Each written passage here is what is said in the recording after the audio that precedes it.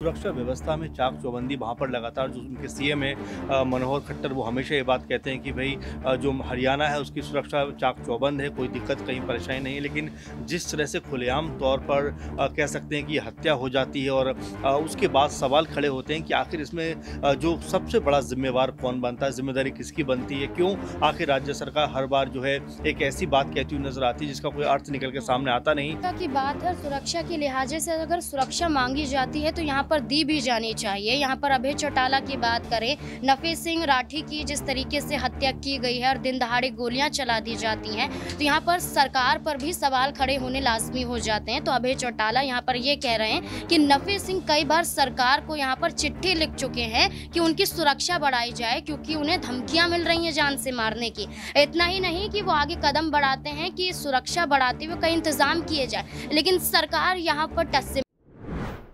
नमस्कार, next 9 news देख रहे हैं आप और मैं हूं आपके साथ प्रज्ञा सिंह।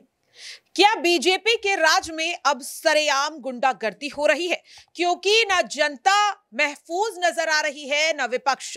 जिस तरह से दिन दहाड़े हरियाणा में आईएनएलडी के नेता नफीस सिंह राठी की जान ले ली जाती है और इस मामले पर किस तरह से खट्टर सरकार अपनी जिम्मेदारियों से बचती हुई नजर आ रही है। सिर्फ हरियाणा ही नहीं बल्कि भारतीय जनता पार्टी की सरकार जिन जिन राज्यों में है वहां पर कानून व्यवस्था पूरी तरह से डामाडोल होती हुई नजर आ रही है।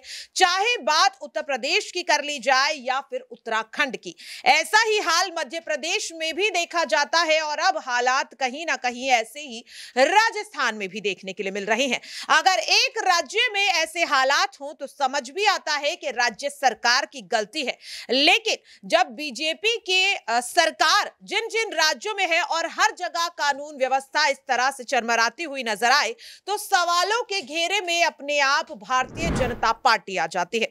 विपक्ष लगातार नफीस सिंह राठी के मामले को उठाता हुआ नजर आ रहा है और साफ तौर पर यह सवाल पूछता हुआ नजर आ रहा है कि आखिरकार राज्य के मुख्यमंत्री होने के तौर पर मनोहर लाल खट्टर ने क्यों सुरक्षा नहीं दी जब बार बार नफीस सिंह राठी सुरक्षा की मांग कर रहे थे। यह सवाल नफीस सिंह राठी के बेटे जितेंद्र राठी भी पूछते हुए नजर आ रहे हैं और अब सवाल लगातार बनता हुआ नजर आ रहा है कि क्या नफीस सिंह राठी का मामला भी उन तमाम मामलों की तरह दबा दिया जाएगा। न्यूज रूम में मौजूद अपने सहयोगियों से इस चीज को समझेंगे और सबसे पहले मेरे साथ यहां पर अमन जी हैं। अमन जी, सिर्फ हरियाणा ही नहीं, हाल ही में उत्तराखंड में भी इस तरीके की हिंसा देखी गई, लोग जान गंवा देते हैं, करोड़ों का यहां पर नुकसान हो जाता है, लेकिन सरकार कुछ नहीं करती। उत्तर प्रदेश में अतीक अहमद कांड होता है, वहां भी इस तरीके की चीजें होती हैं, पुलिस के सामने जान ले ली जाती है, फायरिंग यहां पर होती है। राजस्थान हो, मध्य प्रदेश हो, हर जगह बीजेपी कहीं ना कहीं पूरी तरह से सवालों के घेरे में आ रही है।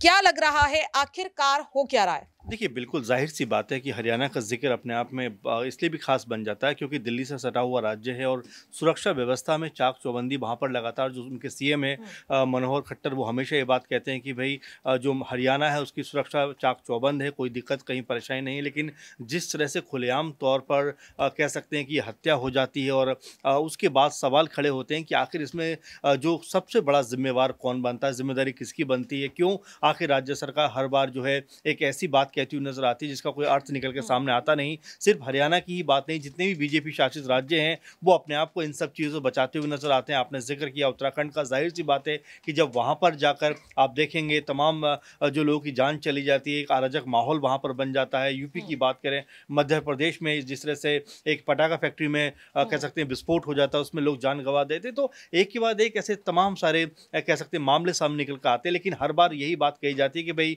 जांच होगी, इसके बाद हम कुछ करेंगे, या फिर कुछ और लोगों के ऊपर इसका जो है पूरा का ठीकरा फोड़ते हुए नजर आते हैं, लेकिन अपनी जिम्मेदारी से कहीं ना कहीं पीछे हटते हुए नजर आते हैं, जिससे ये लगता है कि क्या वाकई राज्य सरकार जो है वो इस पूरे के पूरे मामले से अपना पल्ला झाड़ना चाहती है। क्या सिर्फ ये बात कहकर कि एकमात्र घटना थी और सुरक्षा के इंतजाम हर एक जगह मुहैया नहीं हो सकते। जो सीएम मनोहर लाल खट्टर यही बात कहते हुए नजर आते हैं कि जितनी आबादी हरियाणा की है तो हर एक को सुरक्षा दे पाना पुलिस की के बस की बात नहीं, जिम्मेदारी उनकी नहीं बनती। तो ये कहीं ना कहीं अपनी बातों से पल्ला झाड़ने की की बात है और ऐसे में इतना बड़ा अपने आप में हमला हो जाना और इस तरह से जान चली जाना और लोकसभा चुनाव से ठीक पहले तो वाकई सुरक्षा व्यवस्था के ऊपर सवाल खड़े हो रहे हैं और ऐसे में जो सीएम है राज्य के उनके ऊपर जिम्मेदारी बनती है कि इन सवालों के जवाब दें और आखिर जो पूरे राज्य में दहशत का माहौल है उस राज्य को बाहर निकालें।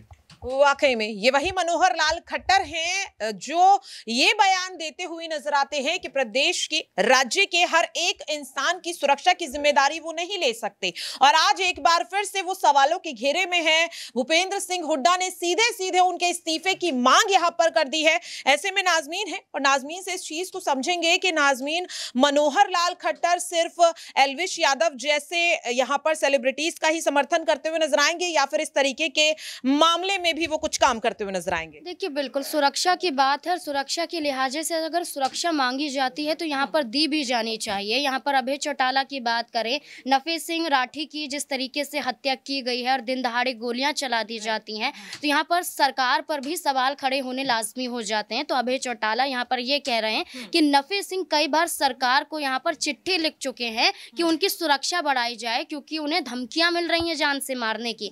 इतना ही नहीं कि वो आगे कदम बढ़ाते हैं कि सुरक्षा बढ़ाते हुए कई इंतजाम किए जाए, लेकिन सरकार यहाँ पर टस से मस नहीं होती है, राज्य सरकार कोई बड़ा कदम नहीं उठाती है। इसलिए जिस तरीके से आपने यहाँ पर सवाल पूछा कि सिर्फ क्या सेलिब्रिटी के साथ यहाँ पर फोटो क्लिक करवाने के लिए, मंच पर जाने के लिए क्या खट्टर सरकार मौजूद रहती है, सुरक्षा के लिहाजे से देखें तो चुप्पी साध लेती है। तो भारतीय जनता पार्टी की सरकार पर हमेशा से यही सवाल दागे जाते हैं कि आखिरकार कई ऐसी घटनाएं होती हैं। उत्तर प्रदेश का जिक्र आपने किया कि कैसे अतीक अहमद को यहाँ पर गोलियों से भून दिया जाता है, यहाँ पर कैसे मीडिया कर्मियों के साथ कुछ रिपोर्टर्स आ जाते हैं और जो नकली रिपोर्टर्स बन के आते हैं और कैसे यहाँ पर ये काम कर जाते हैं। तो सुरक्षा के लिहाजे से ये कहा जाता है कि सरकार सबसे पहले जब सत्ता में आती है, कोई भी सरकार हो, भारतीय जनता पार्टी की, कांग्रेस की या फिर आम आदमी पार्टी की, ये कहा जाता है कि राज्य सबसे सुरक्षित है उनका। तो लेकिन खट्टर पर सवाल यही उठ रहे हैं कि अगर सुरक्षित है तो ऐसी हत्याएं क्यों हो रही हैं, ऐसी गोलियां क्यों? चाहूंगी एक सवाल ये रहेगा कि नफीस सिंह राठी के जो बेटे हैं जितेंद्र राठी, वो साफ तौर पर कह रहे हैं कि खट्टर सरकार जानबूझकर लॉरेंस बिश्नोई और उनकी गैंग के नाम पर ये जो पूरा मामला है उसे डालने की कोशिश कर रही है ताकि अपने आप को बचाया जा सके। इस दावे में कितनी सच्चाई नजर आ रही है? देखिए यहाँ पर कई ऐसे मामले सामने आए जिसमें लॉरेंस बिश्नोई का नाम साफ तौर पर देखा गया। सलमान खान को, बॉलीवुड स्टार की बात करें, धमकी मिली तब नाम उनका देखा गया। यहाँ पर एक सिंगर की हत्या हो जाती है, उसमें सिद्धू मूसेवाला की हत्या हो जाती है, तब भी यहाँ पर लॉरेंस बिश्नोई गैंग का नाम देखा गया। तो कई ऐसे मामलों में उनका नाम देखा जा रहा है। तो यहाँ पर यह कहा जाता है कि उनका नाम आगे कर दिया जाएगा तो आसानी से बचा जा सकता है, लेकिन ऐसा नहीं है। वो कई बार स्टैंड लेते हुए सामने आए हैं, जहाँ पर उन्होंने ये काम किया है वो खुद बोलते हैं कि बिल्कुल हमने धमकी दी थी। यहाँ पर आप देखिएगा कि अगर खट्टर सरकार के द्वारा ये कहा जा रहा है कि लॉरेंस बिश्नोई गैंग का हाथ है तो यहाँ पर उनकी तरफ से भी जवाब आएगा। अगर ऐसा नहीं होता है तो वाकई सरकार पर सवाल खड़े किए जाएंगे। वाकई में देखिए लगातार सवालों के घेरे में न केवल खट्टर सरकार बल्कि पूरी की पूरी भारतीय जनता पार्टी भी आती हुई नजर आ रही है। विपक्ष मांग कर रहा है कि जल्द से जल्द नफीस सिंह राठी के आरोपियों को जेल भेजा जाए। यहां पर मनोहर लाल खट्टर भी कहते हुए नजर आ रहे हैं कि आरोपियों को बख्शा नहीं जाएगा, लेकिन इस तरीके की दलीलें मनोहर लाल खट्टर इससे पहले भी कई बड़े मामलों में दे चुके हैं, लेकिन इंसाफ मिलेगा या नहीं ये देखना काफी ज्यादा अहम रहेगा। फिलहाल के लिए मेरे खास प्रोग्राम सियासी पंचनामा में आज के लिए इतना ही। बाकी की अपडेट्स के लिए आप देखते रहिए नेक्स्ट 9 न्यूज।